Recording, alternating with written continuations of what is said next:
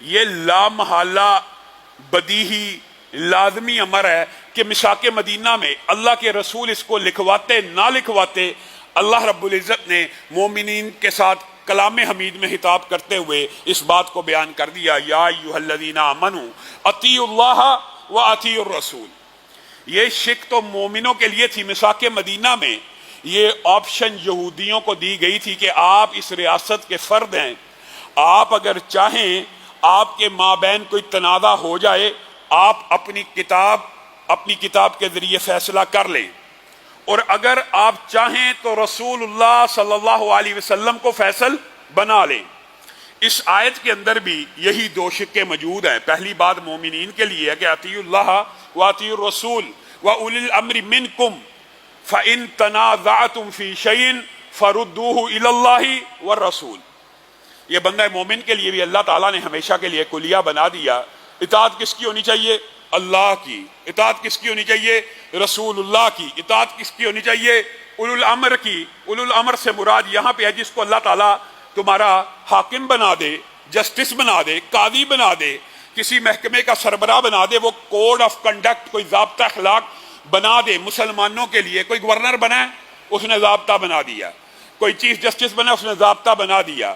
کوئی صدر وزیر اعظم بنا، اس نے ضابطہ بنا دیا، اور وہ ضابطہ اگر قرآن اور سنت سے نہ ٹکرائے، اس کی پیروی کرنا بھی، اس کے اوپر عمل کرنا بھی فرض ہو جاتا ہے۔ مثلا مثال دیتا ہوں، یہ کوئی قرآن حدیث کی بات نہیں ہے کہ گرین لائٹ ہو تو آپ نے گاڑی چلانی ہے، لیکن مسلمان ریاست اور حکمران نے، والی نے، چیف جسٹس نے، حاکم نے ایک کلیہ بنا دیا کہ آپ نے گاڑی تب چلانی ہے اشارے پہ جب گرین لائٹ ہو۔ اب اس کو ماننا بھی واجب ہے، اب اس کو ماننا بھی فرض ہے۔ یہ اولو الامر کی ڈیفینیشن ہے کہ اولو الامر کوئی ایسا حکم جاری کرے کہ جس سے قرآن و سنت کی کوئی نص نہ ٹکراتی ہو، اس بات کو ماننا بھی مسلمان امت کے اوپر بھی اور ریاست کے اندر رہنے والے ہر فرد کے اوپر لازم ہو جاتا ہے۔ لیکن اللہ رب العزت نے کلام پاک میں بھی اور مساک مدینہ میں بھی اس بات کو واضح کر دیا، فَإِن تَنَازَعْتُمْ فِي شَيْءٍ، اگر اختلاف پڑ جائے گا، اگر آدھے لوگ کہیں گے کہ یہ بات ایسے نہیں ہے قرآن حدیث سے، آدھے کہ قرآن حدیث سے ایسے نہیں ہے، پھر کسی اولو الامر کی، پھر کسی حاکم کی، پھر کسی چیف جسٹس کی بات کو نہیں مانا جائے گا۔ فَرُدُّوهُ إِلَى اللَّهِ وَالرَّسُولِ، پھر اللہ اور اس کے رسول کی بات کی طرف لوٹ آیا جائے گا۔ جس گروہ کی بات قرآن اور حدیث سے مطابقت رکھے گی صرف وہی مانی جائے گی۔ یہ ایک بڑا تفصیلی مضمون ہے، اور اس کی بات جزیات کو میں پہلے بھی کئی مرتبہ آپ کے سامنے رکھ چکا ہوں میرے بھائیوں۔ لیکن ایک بات سمجھنے کی ضرورت ہے، آج ہمارے معاشرے میں اطیعوا اللہ و اطیعوا الرسول کا کنسپٹ مسلمانوں میں موجود ہے، دیوبندیوں، بریلویوں، اہل حدیثوں میں، سب میں، اہل سنت میں موجود ہے۔ لیکن اس کنسپٹ کے ساتھ ایک خامی بھی آ گئی ہے۔ وہ کیا ہے؟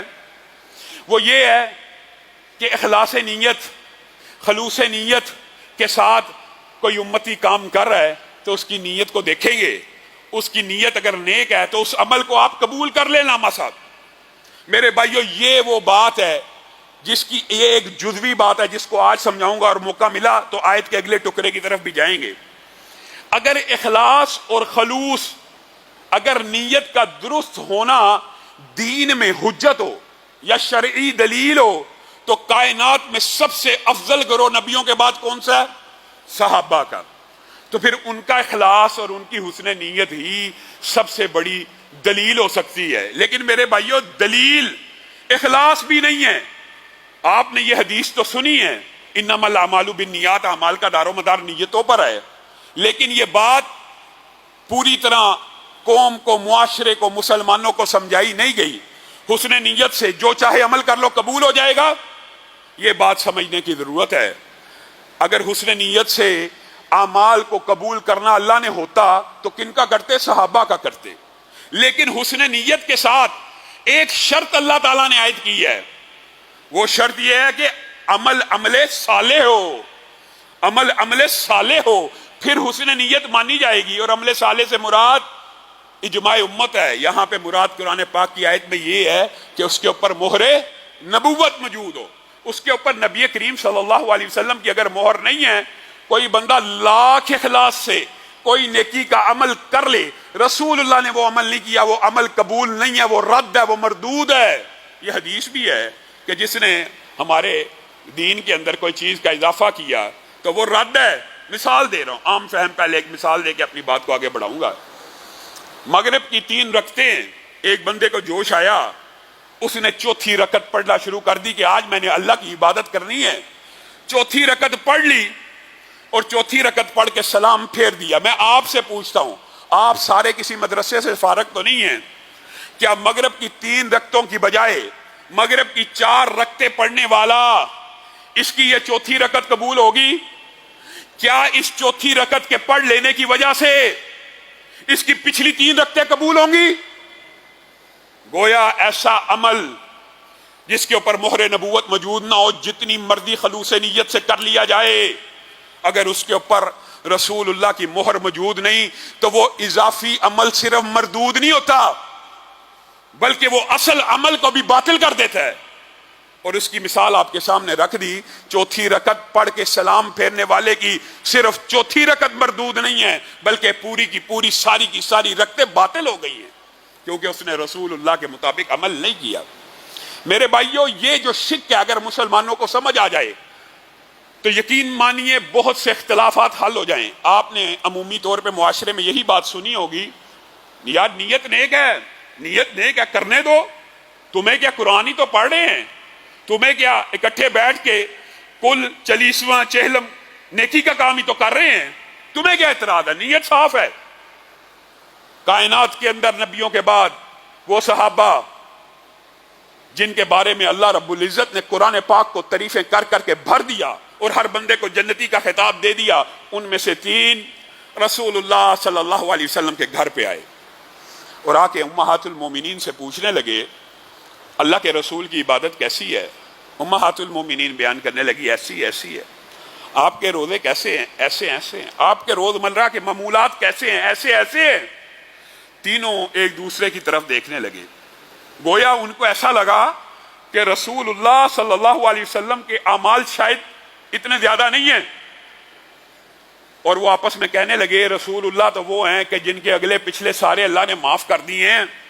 ایک نے عہد کیا، عبادت کا معمول تو پتہ لگ گیا، لیکن میں رسول اللہ کے برابر تو نہیں ہوں، ان کے تو اگلے پچھلے معاف ہیں، اس لیے میں ساری زندگی جب تک زندہ رہوں گا ساری رات کا قیام کروں گا. دوسرا آپس میں مشاورت کے بعد کہنے لگا کہ رسول اللہ کے اگلے پچھلے تو معاف ہیں، وہ پیر اور جمعرات کا روزہ تو رکھتے ہیں، جمعے کا نہیں رکھتے، ہفتہ اتوار کا نہیں رکھتے، منگل بدھ کا نہیں رکھتے، میں پوری زندگی سارے روزے رکھوں گا. تیسرا کہنے لگا رسول اللہ صلی اللہ علیہ وسلم تو بیویوں کے خانہ داری کے امور میں بھی ہاتھ بٹاتے ہیں، ان کے تو اگلے پچھلے معاف ہیں، وہ اس لیے خانگی معاملات کے اندر بیویوں کا حال احوال پوچھنے کے لیے بھی وقت نکال لیتے ہیں، لیکن میں شادی نہیں کروں گا، میں شادی نہیں کروں گا. میرے بھائیوں، ایک حدیث پوری زندگی کو بدل سکتا ہے. اب بتائیے ان 3 صحابہ کی نیت نیک ہے کہ بد ہے؟ اس سے زیادہ نیک نیت کیا ہو سکتی ہے کہ میں ساری زندگی روزے رکھوں گا؟ ایک بندہ کہہ رہا ہے میں ساری رات عبادت کروں گا، ایک کہہ رہا ہے میں شادی نہیں کروں گا. اس سے عمدہ اعلیٰ عرفہ نیت کیا ہو سکتی ہے؟ دین نیت کا نام نہیں ہے، دین فقط اخلاص کا نام بھی نہیں ہے. اخلاص اور نیت اگر عمل رسول کے تابع ہوگی تبھی عمل قبول ہوگا، ورنہ نہیں ہوگا، نہیں ہوگا. رسول اللہ کو پتا چلا، امہات المومنین نے بیان کیا بھی 3 بندے آئے تھے، یہ باتیں کہہ کے چلے گئے ہیں. اچھا یہ رسول اللہ صلی اللہ علیہ وسلم نے ان کو بلا لیا. انتم الذین قلتم قضا و قضا، کیا تم نے یہ باتیں کی ہیں؟ جی اللہ کے رسول ہم نے یہ باتیں کی ہیں. رسول اللہ صلی اللہ علیہ وسلم کے چمکدار پیشانی کے اوپر جو ہر وقت ایسے محسوس ہوتا تھا جیسے 14ویں کا چاند ہے، اور پیشانی سے بھی لگتا تھا حضور صلی اللہ علیہ وسلم مطمئن ہیں اور مسکرا رہے ہیں. پیشانی کو دیکھ کے لگتا تھا حضور صلی اللہ علیہ وسلم خوش ہیں. اس پیشانی کے اوپر سلوٹیں پڑنا شروع ہو گئی اور وہ پیشانی متغیر ہو گئی.